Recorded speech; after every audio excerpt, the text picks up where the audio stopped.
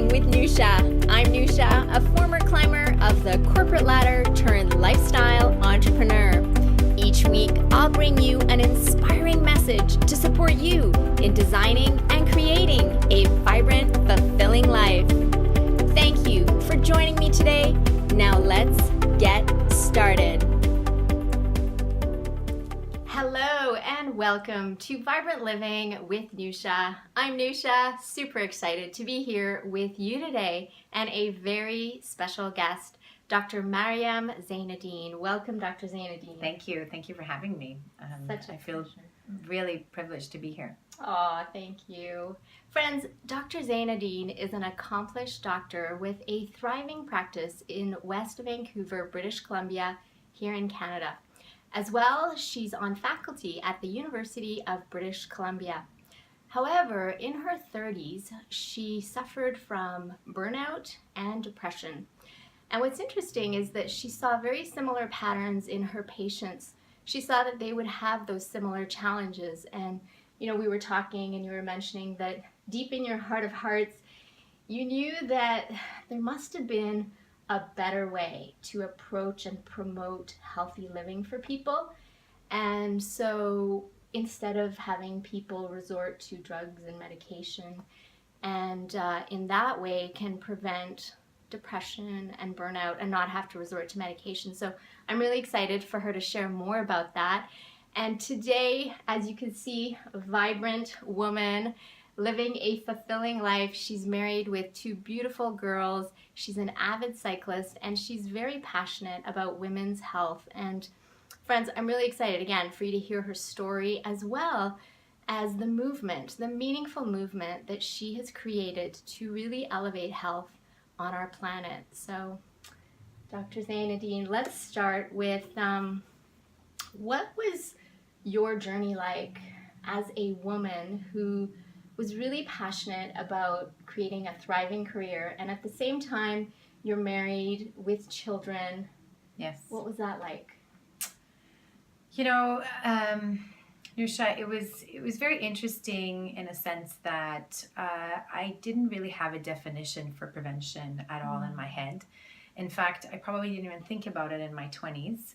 In my 20s, I was very focused on my career. I was focused on going to university. I was an avid athlete, so my outlet in life was just to exercise. The one thing, and eat healthy, because I come from a family where healthy eating was essential, and eating wholesome, natural, organic food. But as time went by, my 20s went by, and I went into medical school. I have a medical degree. I went into family practice here at UBC.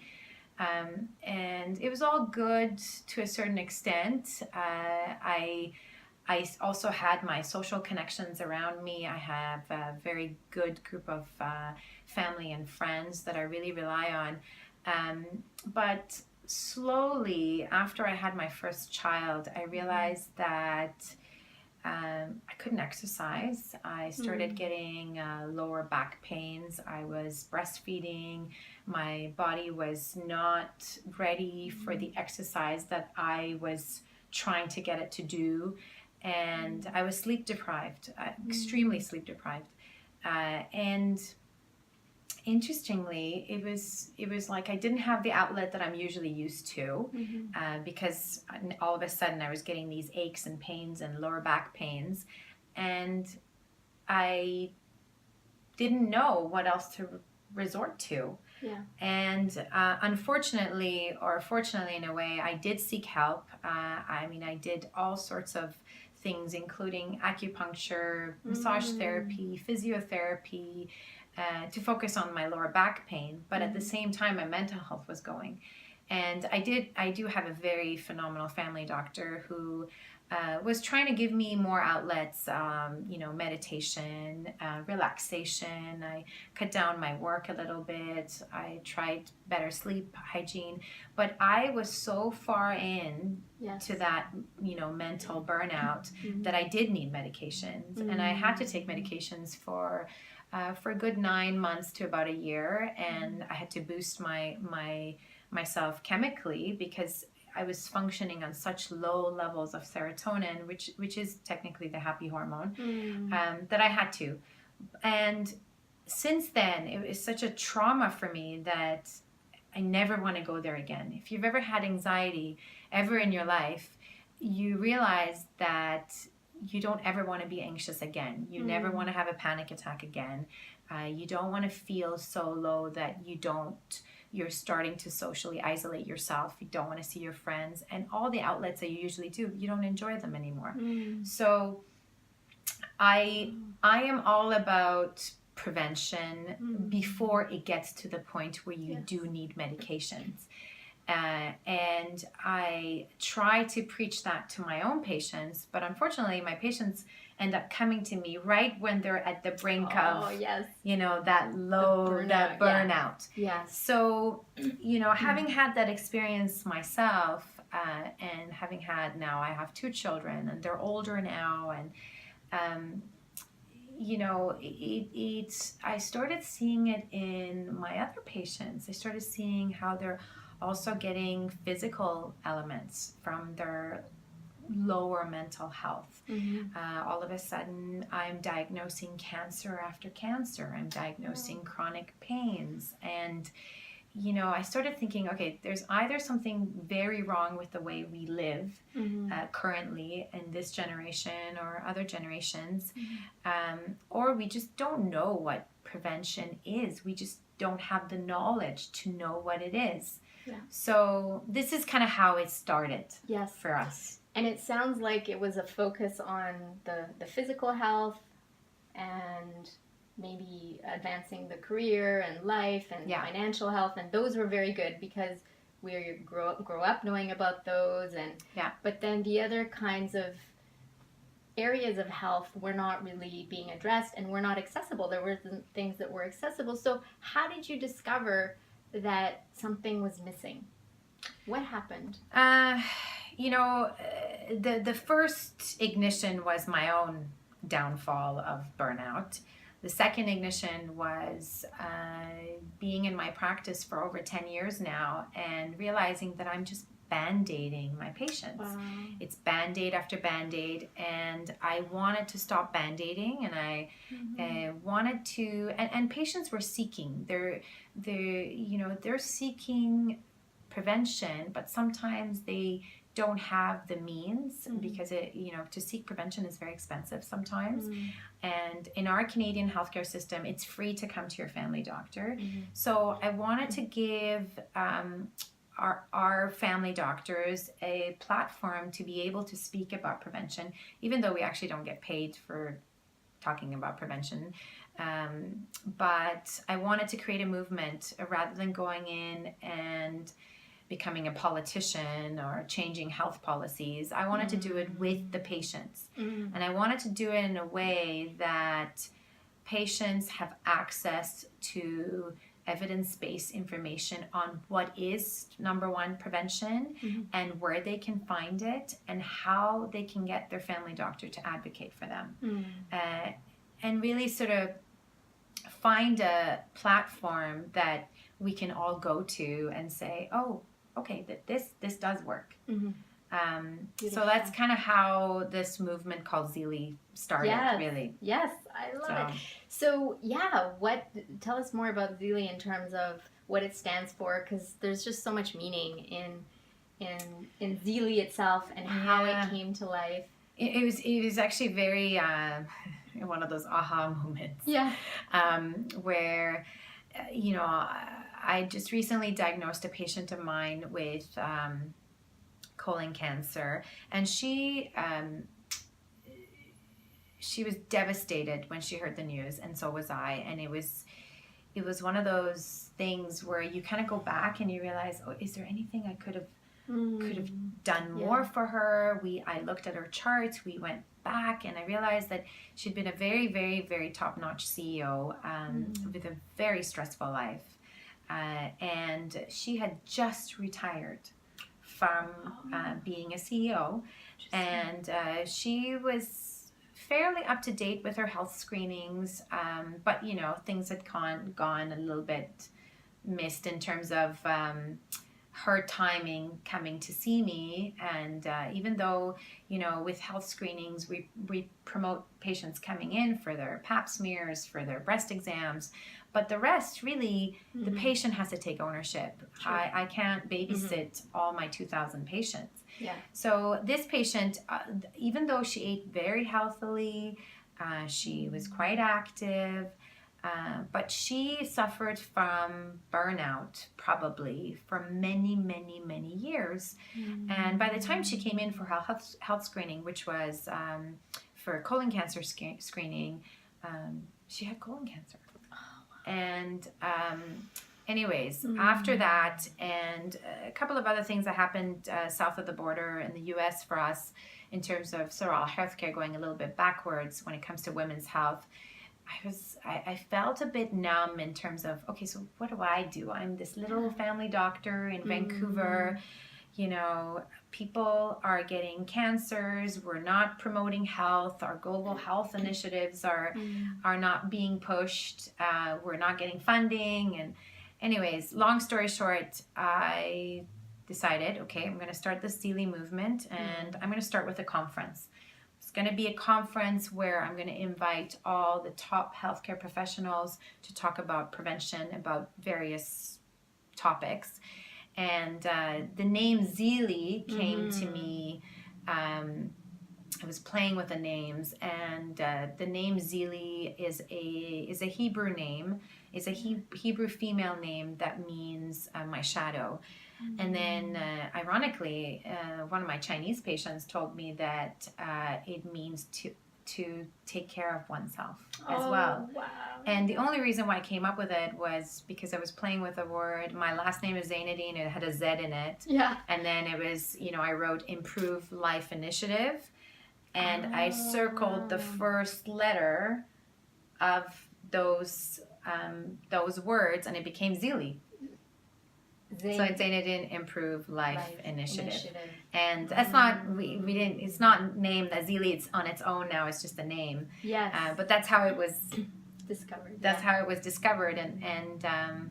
So we you know, the vision of Zealy is basically to become the digital platform for prevention and to promote prevention locally and globally.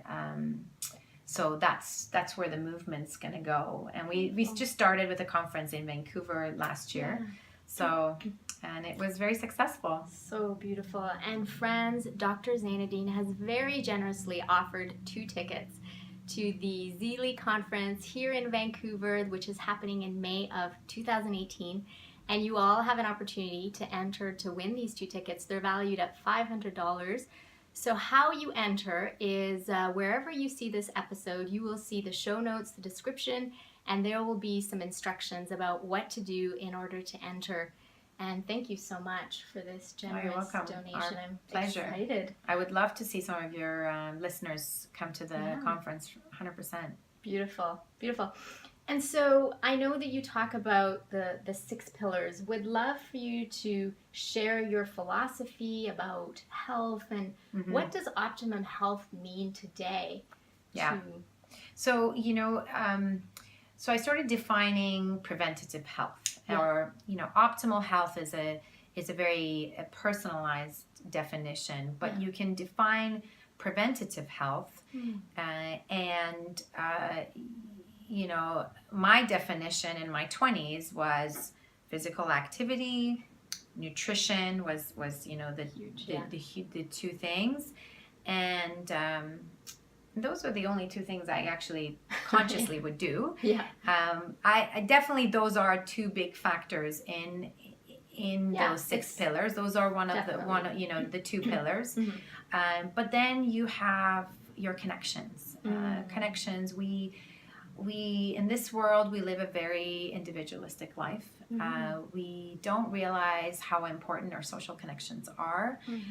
We may sometimes even take it for granted that we have connections, but we're not only talking about the connection with your family members and your friends. We're talking about social connection you have with your neighbor, with your coworker, with somebody elsewhere outside your local area.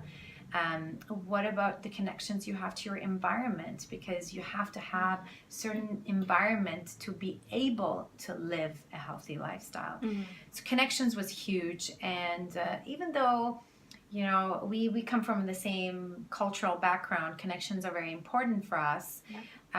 We see connections very sort of, oh, it's just family and friends, whereas it needs to be with whoever you interact with on a daily basis. If you open the door to someone that has, you know, is in a wheelchair, and you just make that connection, it does give you just this much a better health. Wow. Because there is always that there's always that gratification that you have a connection with someone you don't know. Yeah. So that's the third And you're pillar. not living in fear. And like you're not me living in versus fear. them. No. It's like we're one, and I'm here to be in harmony with everything, including nature and people who I don't know. I may not know who they are. But... And you don't know the energy that you give to those people. I mean, the fact that you just opened a door for someone, just the fact that they say thank you, just gives them a little bit better of that, the better, you know, the better feeling, so that they will open the door for someone else. Is, you know, you do good, you receive good. It's that same concept. So that connections was a really, really strong pillar for me personally to at least acknowledge and say, this is how important my connections are to me. The fourth pillar was mindfulness, which probably should be the number one pillar for me, because that's the pillar I need to work on. Be mindful. For us all. For us all, practice. yes. For us all, And, you know, I people always say, oh, well, I have a really hard time meditating, or, but, you know, it doesn't really take much to meditate, and meditation can come actually very naturally. I sometimes even just put music on and I go for a walk. That is a form of meditation. You don't have to turn off your mind. You don't have to turn off your thoughts. The fact that you're in the moment while you're doing something is a form of meditation. Beautiful. So, you know, I've tried many various different forms of meditation, so that, you know, I'm still trying to not perfect it, but just to improve it. Yes.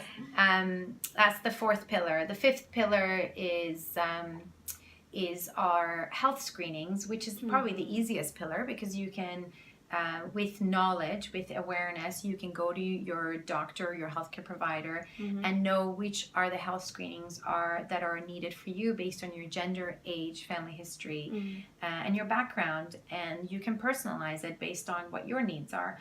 And in Canada, it's fairly easy. You have to actually have a doctor or a healthcare provider that can guide you to get that information.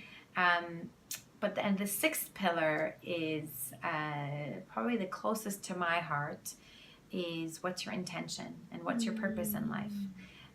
There are a lot of people out there that exercise, they eat healthy, and they go by their day, but they don't have a purpose. They don't have, and it doesn't have to be a, you know, I'm going to save the world purpose. It doesn't have to be that. Yeah. But as long as you put intentions to even your day, your week, your month, just, you know, it was a way for me to promote becoming a global citizen as well. Just because, you know, if we can own our health and take care of ourselves, we can also give back to healthcare initiatives locally and globally, and feel that we're contributing to other people's healths elsewhere. Wow, that's so beautiful. Those were the 6 pillars that we put together. Love it. And friends, if you go to zeelyhealth.com, you will see more information about Zeely, as well as these 6 pillars. And so I am so excited about the Zealy movement, what's possible. Mm-hmm. And so as we look forward, what is your vision, mission to continue to elevate health on the planet, Dr. Zeineddin? For me, the number one key solution to promoting health is to give good information. So really being aware and being accountable for your own health. Mm-hmm. So I'm trying to promote as much awareness on what prevention can do for you in your health. And so we will definitely have another conference. We're working on a digital platform so we can reach a much broader audience. And we're working with several partners to see if we can bring this vision of a digital platform together. And the possibilities are endless. And so far, we do have a social media on Instagram, Twitter, and Facebook, Zealy Health. So if you look up ZILI Health, it will come. And there's daily messages and that we put out. And slowly, we'll bring in articles and blog articles from experts, not just from me, because I still don't consider myself as an expert, but also I want people to keep each other accountable for what their goals are, what their personalized health goals are, because everybody's is different. So I have a group of friends that keep me accountable to what I do to be more mindful. Beautiful. Wow. So that's powerful. I'm trying myself. You're walking your talk. You're being an example. I'm trying. Oh, that's trying. so beautiful. So I hope that helps. Yes, definitely. Dr. Zeineddin, thank you. I know you have a very, very full schedule. You've carved the time out of your full schedule to be here with us and to share your story and also to share the meaningful movement that you're creating. Well, thank you for having me. I really appreciate the fact that you're helping spread the word of the movement, and I know you personally believe in prevention yourself, and I know your followers do as well, so thank you for having me. Oh, it's been a pleasure. And friends, for those of you listening and you can think of someone that can benefit from this episode, hearing Dr. Zeineddin's story or about the Zealy movement, please do take a moment to share this episode, because the ripple effect is immeasurable. And until next time, be vibrant, be bright. It's your birthright. Now, let's go out there and shine our light.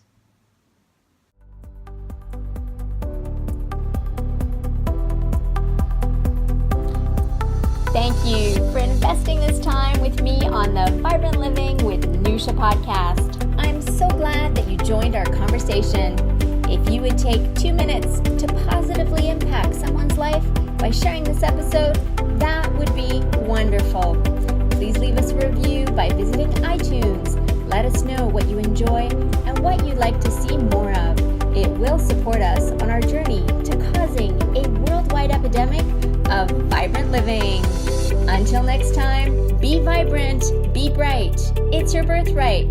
Now, let's go out there and shine our light.